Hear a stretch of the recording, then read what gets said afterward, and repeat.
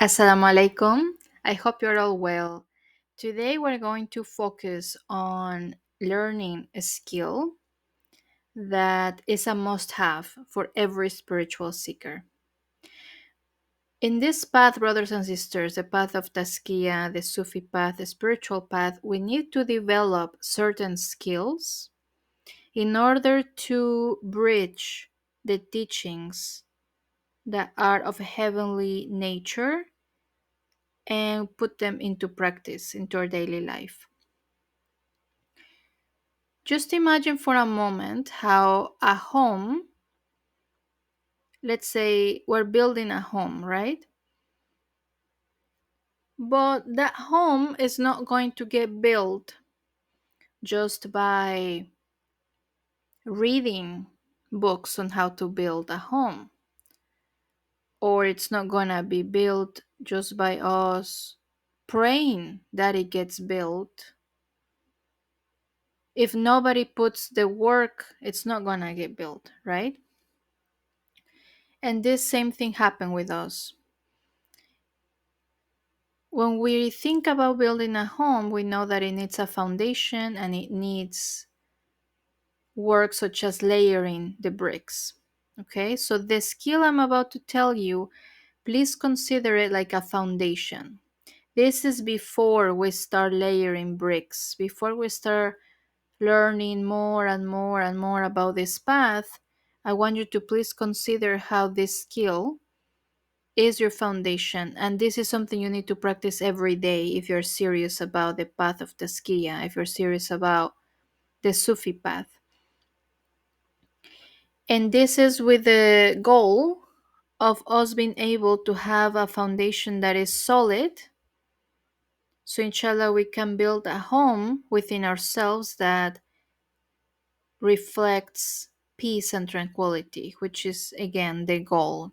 Nafs al mutmainna. When I spoke about the level of the nafs, the levels of the nafs in the video about our ego or nafs. So, nafs al mutmainna is a tranquil self, as we know, the self that is just at peace and calm, even while living in this world, because it is connected directly to the heavenly wisdom. Okay, so the skill is grounding. Grounding, what it means is to give something abstract, and by abstract we mean something that's not tangible, something that we cannot touch, to give that thing we cannot touch a practical basis.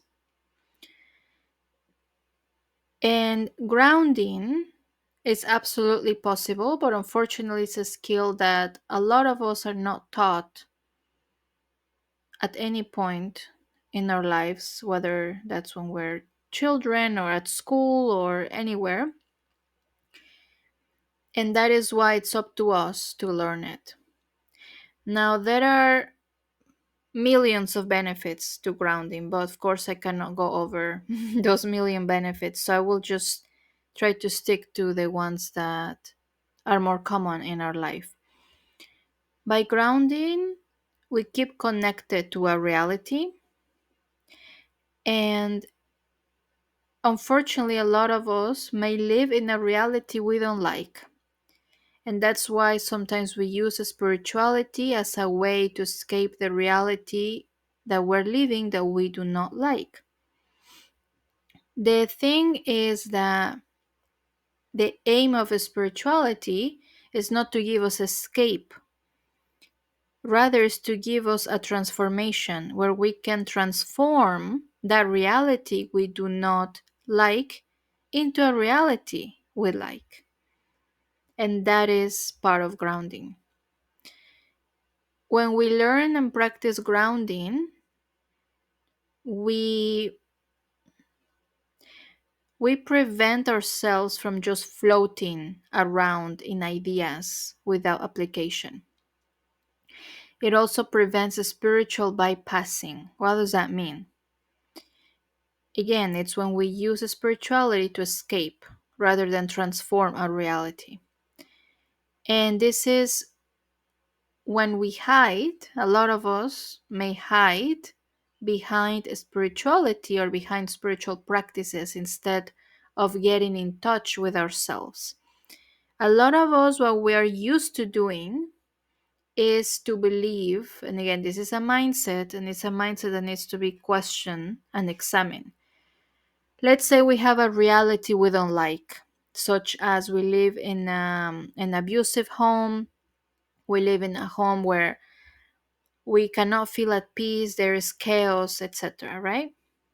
So we do not like that reality. Spiritual bypassing means we we believe that all we need to do is more prayers, more dhikr. Maybe we need to have a sheikh or someone spiritual give us a particular prayer we can do so our reality changes. The reason why this is not how the path of Tazkiyah or Islam works at all is because by us believing that something else can save us or can shift our reality, we are giving up the ability Allah gave us to connect to the heavenly wisdom that exists, and we just need to learn how to connect to it. When we do that, then indeed our reality will change. Of course, prayers, dhikr, all of that helps, don't get me wrong, obviously, but it's just not gonna be enough. There are many pieces. Let's just think of a puzzle for now. We have a puzzle, and let's say that puzzle, when it's all together, it's a beautiful landscape. Well, that's us. We are the landscape. And there are different pieces we need to put together so we can end up with a beautiful landscape. So dhikr and prayers are just one piece of the many pieces that we need to put together. So this spiritual bypassing, it comes in many forms. One of the most common ones are things I hear from you a lot, that you might feel emotionally numb. And again, the emotional numbness comes from not grounding ourselves, from not knowing how to ground ourselves. There is also this mindset of being either overly positive or overly negative. So a lot of people's mindset is very negative, right? We know that. But we might think that a positive mindset or overly positive mindset is what we need to achieve, but that's not right. For example, that was me. I used to think, let's say, if something bad happened in my life, or something painful, or just something not good, I used to tell myself, oh, no, no, that it's hair. There is hair in everything. It's fine. Allah still loves me. It's all good. What I was doing in that moment without really being aware of it, I was suppressing my emotions because I never stopped to ask myself, okay, so yeah, it's true that there is hair and goodness in everything, but how do you feel about this? I was trying to avoid that question because by asking that question, maybe I would start crying. I would start getting in touch with my emotions of maybe I feel grief, maybe I feel a lot of pain, maybe I feel abandonment, maybe I feel so many things I do not want to feel, right? And that's precisely what grounding prevents, because it is not the goal to bypass, to stop that process of being in touch with ourselves, because that, brothers and sisters, is a must. Imagine we are in the path of spiritual purification, right? We're in the path of tazkiyah, which is the path of cleaning our hearts. How can we clean our hearts when we don't know what kind of dirt or what kind of blockages it has? right? This is the path where we must closely examine what's in our hearts so we can start the process of moving it from there. And that's why grounding is extremely important, because grounding is what's going to help us not drown in the pain, not drown in the emotions. It's going to give us a solid understanding that these emotions are gonna pass, because it's just like a purification moment. Certain emotions need to leave our heart so we can continue purifying ourselves. And a lot of us, that's precisely what we're running away from. We do not want to feel any of our emotions because we feel we're going to drown. We feel we're going to just not being able to function if we were to get in touch with ourselves. So again, that's what spiritual bypass means.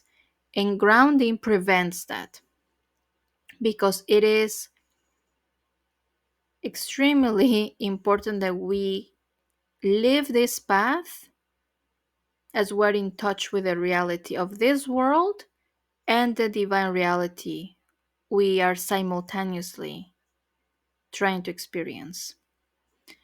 And another benefit is that it balances our energy. If we feel energetically depleted, if we feel like we absorb people's emotions easily, if you consider yourself a highly emotional or sensitive person, this is another this is another expression of your lack of grounding. When we feel that, like for example, in the past, when I used to be in crowded places, let's say the underground, the subway, or public transportation, or maybe a lift, an elevator that is just very crowded. Because I think I mentioned to you before, I do consider myself a highly sensitive person. So I was very, very um, scared of being in crowded places. I would get anxiety right away just to think about it, just to think that, oh, I'm gonna be in a plane with a lot of people, or in the underground, whatever it is. I used to get anxiety right away. And Alhamdulillah, thanks to grounding, I would practice every day. I no longer feel that. Alhamdulillah. But again, this is the consequence of practicing this type of skills. So I'm going to now get into how we actually practice it. Let's understand that grounding is both a physical practice and a spiritual attitude. It's how we return to the body, to the breath, to earth, and to the present moment. I think I have made a lot of posts about the importance of the present moment, the importance of our breath.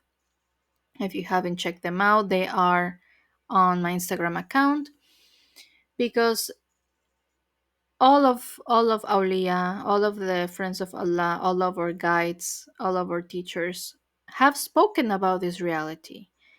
The breath is sacred, and through the breath we ground ourselves. And you know why I chose this photo? As we can see, there is a baby and there is an adult holding the baby. I chose this photo because on this photo we can identify ourselves as the baby. We are the baby on the path of the Skia. We are learning how to walk on this path. This path again is about living from the heavenly teachings and put them into practice into this world. The same way this adult is holding the baby as the baby is trying to learn how to walk, we must rest assured that Allah is holding us just like this. He's always holding us in every step we're trying to take.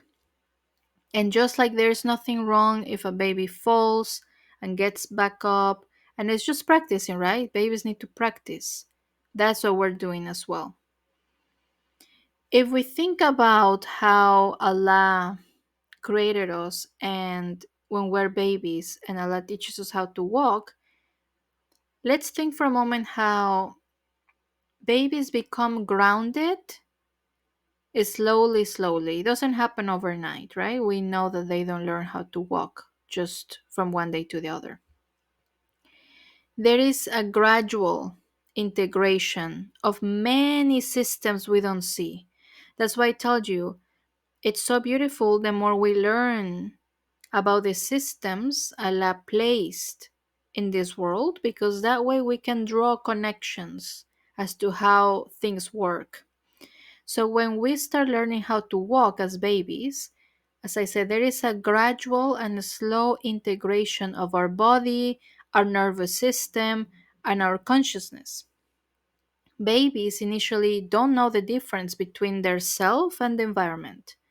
They learn that slowly through touching, crawling, falling, standing, and that's how they learn how to relate to the law of gravity.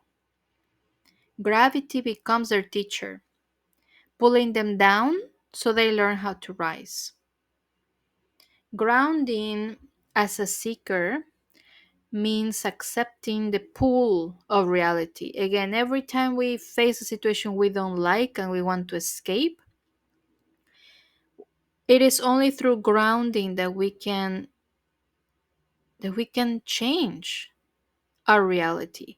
So, for example, I change it instead of making my reality one of me feeling anxious every time I was in a crowd or taking a plane or taking public transport. That was my reality. My reality was to dread being in crowds, for example. That was my reality. I shifted by understanding grounding. And we can shift any reality we don't like into one that we like because we will be present. Just as the nervous system must mature for the baby to start learning to walk, our soul capacity to be present in the body must also develop over time and through awareness and practice. Now I'm gonna get into the actual practices that help us with grounding. Now, please know that there are millions, right? Thousands of things we can do to bring our awareness back to the present moment. And I encourage you that you find your own favorite ones that actually work for you. Because the ones that work for me, as I said in another video, may not work for you. So I don't want you to just get discouraged if I say one and you try it and it doesn't work for you. There are millions of them. You can do your own research, but I'm going to tell you the ones that work for me as well. We can always try to feel our feet. That's huge. And again, there is so much behind every practice I'm going to mention. I'm also an energy healer, and there is so much that happens at an energetic level when we start using our body as part of our healing journey and our Taskia journey. But for example, always try to feel your feet. Like right now, I'm feeling my feet against the floor, against the ground. Try to do that as well as you're listening to this. I don't know if you're sitting, if you're standing, if you're laying down. In whatever position you are, try to focus for a moment on your feet. Is there anything against your feet? Is it the ground? Is it shoes? Anything?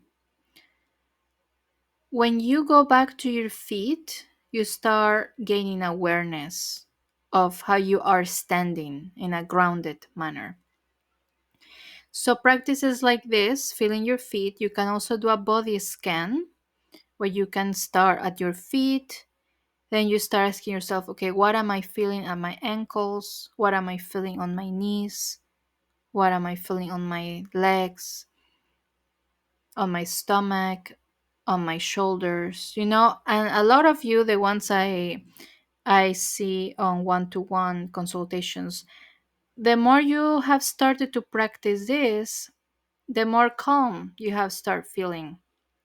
And this is the goal.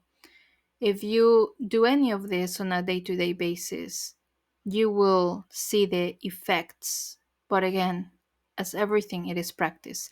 Another um, another tool you can start using, of course, is your breathing. Now, but for breathing is a bit tricky because, especially for me as well, at first I remember people telling me, "Oh, do deep breathing, do deep breathing," but I wasn't able to. That was because there was a lot of trauma stored in my body that I had not been able to remove. So that breathing tool, for example, for me, it wasn't working at first. Now it works, but not at first. So try to examine how you are breathing. Are you breathing shallow? Are you able to do a deep breath whenever you want? If you are, then that's great. Then you can try to do more of this consciously. Another practice that can keep us grounded is, for example, when I was starting to practice grounding and I was still feeling anxious when I was in crowds, I would always try, again, staying present is the most important thing if you have anxiety. Because with anxiety, what happens is that we travel to the past or the future. We travel to another timeline that is not the now. With anxiety, we have a lot of the what if. What if this happens? What if this happens? What if this happens? And in all of the what ifs, we're not in the present because we're imagining all the potential scenarios, right? So the imagination is not in the now. The imagination is in all the potential scenarios. So what I would do is, let's say if I was in the train or underground or whatever, and it was crowded and I was starting to feel anxious, you start looking at what's around you. So I would be like, okay, this lady is wearing black shoes, she has black trousers, a white shirt, her hair is like this, or this guy has a backpack that looks like this. The more you get into details, the more you are the more you're drowning into the present because you're bringing awareness in all your senses. And then you start to shift to other senses. For example, oh, I can hear this person talking. Their voice is like this, their voice is soft, or their voice is, they sound a bit angry, or they sound calm. And then you start touching something. Maybe you start touching your shirt or whatever you're wearing, or you start feeling like, okay, I can touch and this feels a bit rough, or this is a soft material. You start describing what you are living in that moment. Okay, this for me was very powerful because it would automatically take me out from the anxious space where I would start thinking of all the scary possibilities, and it will keep bringing me back to where I am right now. I am in this train, and again, this is my reality. Instead of running away from my reality, I'm gonna face it. Okay, yeah, I'm in this train, it is crowded.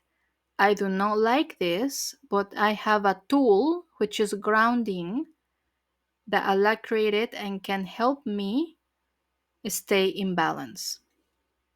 So for me, this was the tool that helped me the most. Along now, I still do breathing. But this tool is something you can take with you anywhere, whether you are, at home or in a place that you don't like. It's important to carry this tool with you.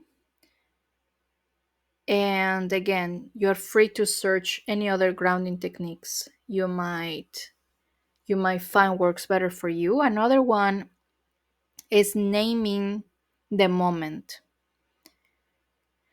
So again, this is related to, okay, in this moment I'm feeling anxious, sometimes accepting what we're feeling really helps. And that's why I gave you the wheel of emotions that is on my link tree, because a lot of us sometimes don't know what we're feeling. Anything that can bring you back to the present moment. For example, orient yourself, like look around and say, okay, I'm here, I'm at this office, I'm at this school, I'm at this train station, I'm in the airport. Today is Thursday, it's June 19th. Just tell things to yourself that bring you to the now, to the where you are now. And also tell yourself you're safe. That's something I still tell myself, not as much, because alhamdulillah, as you will see, the more you do this, the more you absorb actually feeling safe. The more grounded you are, the more safe you feel in the world. So there is many techniques like this. Another one would be placing your hand on your heart or on your belly, your stomach. And that, what it does to the nervous system, is telling you that you are safe. So again, perhaps if you bring your hand into your heart, you breathe, you tell yourself, I'm safe. This is an act of grounding as well. And of course, when you are doing dhikr, when you do your prayer, try to feel, let's say when you are on ruku, when you are on sujud, try to, for a moment, feel how your forehead feels against the ground, or your hands, or anything. This is an act of grounding as well. And as I said, there are so many, brothers and sisters. You can try to research grounding techniques on the internet, and you can have many websites that deal with this, because this is a very common and strong tool that we use in trauma healing. And we need to clear trauma in order to receive more of the heavenly teachings and be able to absorb them into our heart. I'm going to leave you with this metaphor, which I do imagine quite often, and Maulana Rumi told us about it. Being like a tree. Every tree, every growing thing as it grows, says this truth. You harvest what you sow. What does that mean? If you're harvesting seeking peace, if you're harvesting seeking tranquility, that's what you're going to get. Grounding, that's exactly what we're harvesting. With grounding, we are practicing how to return to our being, how to find ourselves in the midst of the chaos. And what's going to happen at the end is we're going to start receiving the fruits of that harvest, which is living in tranquility, living in peace, and being able to have wisdom and obtain wisdom from the heavens. Because when we are a clear vessel, when we don't have things that obstruct and block these heavenly teachings, then we're able to embody them. Then we're able to live through them, speak through them, walk through them, think through them, and we're going to feel grounded as we go along on this path. Inshallah, this was of any benefit. Again, if you have any questions, let me know, whether on the comments or on Instagram. May Allah bless you.